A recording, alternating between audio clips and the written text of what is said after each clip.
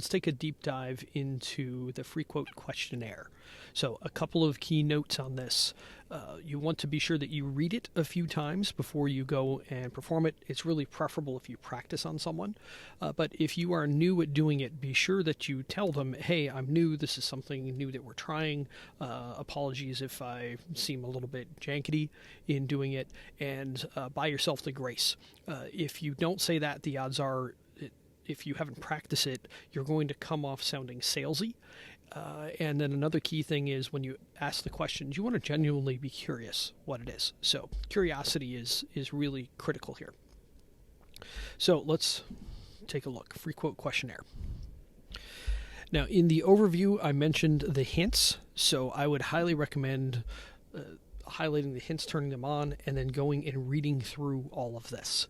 I don't want to read it all to you. I will just give you some highlights, but I am going to leave the hints on for doing this. So there's a bunch of little things, like at the very top here, you'll see the blue is generally the question. In this case, this very first one, it's trying to help set you up for it. And then there's hints below each one for what you're trying to do. So you want to ask for permission, let them feel like they're in control, but you're still maintaining control. Ask a bunch of questions that are easy yeses. Now, do you have to do all this? No. There's nothing in the process that you really have to do.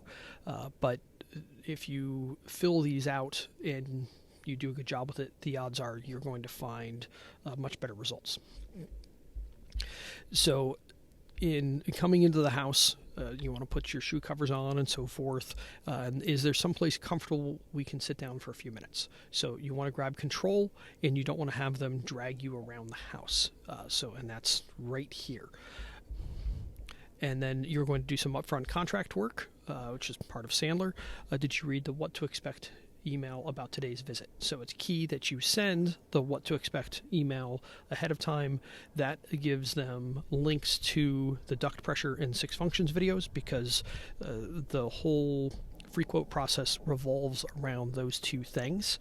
You're trying to reduce risk for you and them by measuring duct pressure, and then you're also trying to give them an education about their car's HVAC system and how it is generally drastically superior to home systems, but they could make their home system good if they so choose. They just need to pick what they want and decide if it's worth it. But you're setting up the expectations of the 6 functions, and then when you get to the report, you're going to be showing them how they can actually get those 6 functions and ballparks of what it costs, or you can put hard numbers in, whatever you prefer. So there's just some really basic things here, just kind of getting things started. Do you mind if we go over your answers to the comfort quiz? Now, see this plus sign down here? This is a key thing to keep in mind. There's 2 nice things here. The top one is the 4 questions. So you can go in and you can see what they answered and if there were any comments. And you can check in with them and see if anything changed. Because again, the first time people are asked a question they've never been asked before, their answers tend to suck, and they may have had time to think about this. And hopefully you have a 2-legger, you have both spouses or both partners there, and there may be some more detail that you would get otherwise. So you can change those if need be and go from there. Now, also in the plus sign is the floating note. So if there's something that you want to remember, like their kids' names or their names, or they give you some important detail that you want to make sure that you don't forget, kids 12 and 8, whatever you want. You can put that in there, and that's going to be there for you to take a look at any other time. So then you can click back over here, click on that, and there it is. So I find that pretty often when I'm talking to people, there's some things that I want to remember, but I know that I'm going to struggle to remember, so I will put those in there. So whether it's, family details, job details, house details, whatever it might be, you can put it there. And so now you've tackled the comfort quiz. Are there any other concerns you're hoping the system might address? So what you're trying to do here is just keep digging for pain, but you're being real gentle about it. Compared to the comfort consult questionnaire, even though this is a bunch of the same questions, this is maybe a third or a quarter of the questions that are there.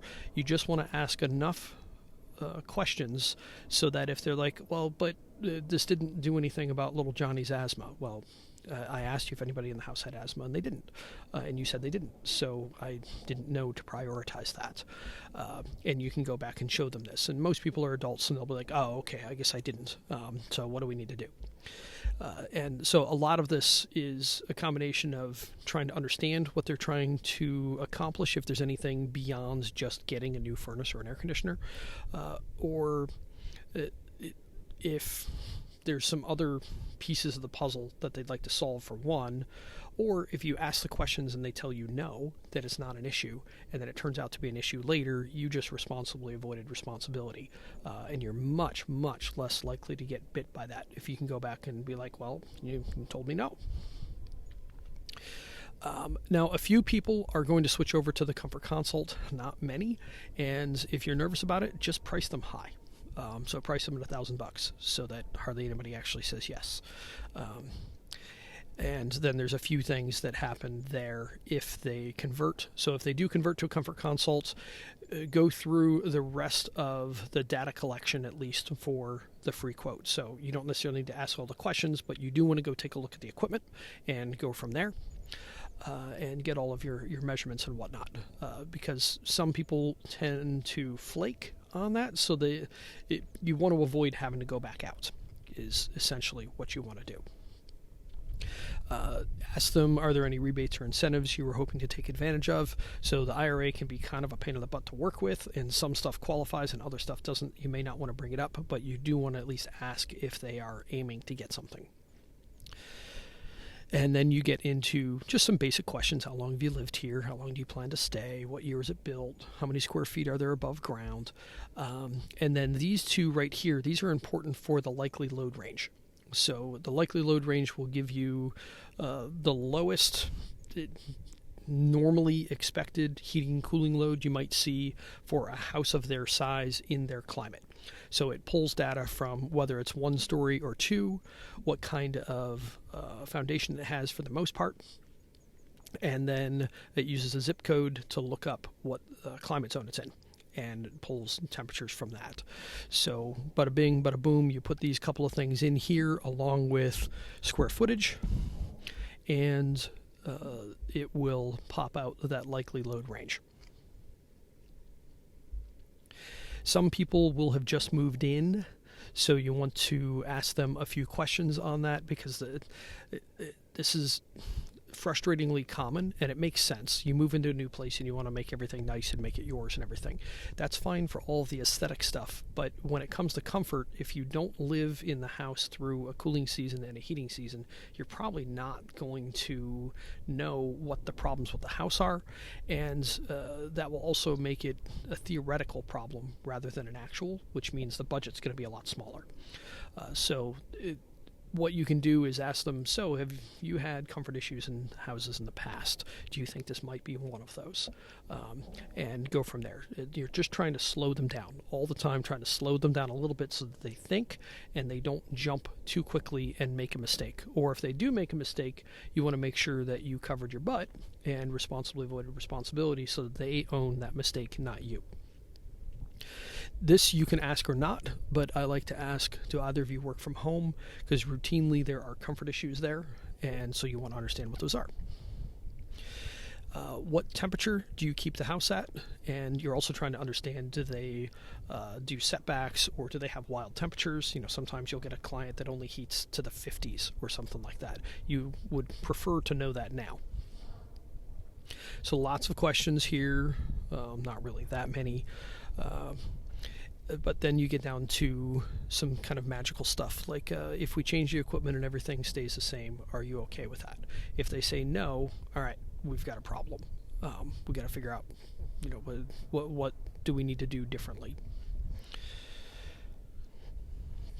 And then I like this question as well. Imagine you had a magic wand and could change anything in your home. What would that look or feel like? So part of this is going to tell you whether they are auditory, visual, or kinesthetic. So do they learn best by sound, sight, or feel? So that will give you some clues on how to talk to them later. But also there may be something got left out. And so that is a good place to do that. Now, duct pressure, this is something that you want to make sure that you offer. And so you want to ask them, can I show you the video if they hadn't watched it? And then it's right here embedded. You just click this. And then we recommend offering duct pressure testing for something inexpensive, $25 or $50, so they feel kind of dumb if they say no. And if they say no, they own problems that are related to static pressure later. And that pops up on the report if they decline. So you can't see this because I already accepted it. But if they decline it and they sign off on it, it's signed and dated. And then again, it hits the report that they are assuming the risk. And then there's a 6 functions video. Hopefully it got watched, but pretty often it's not. And this is this was challenging to pull together. So this is years of experience boiled down into a 4-minute video. It was really hard to do. So you can try and explain it yourself if you want, or you can show this them. This is oftentimes a good thing to show them while you go measure the equipment. So hand them your iPad or your phone or your laptop, whatever it might be, and have them watch that while you check out the equipment. And once you're done with all that, you ask them, did any of your comfort quiz scores change from what we discussed? Most people are going to say no, but again, we're just trying to ask enough questions to understand did anything change or not.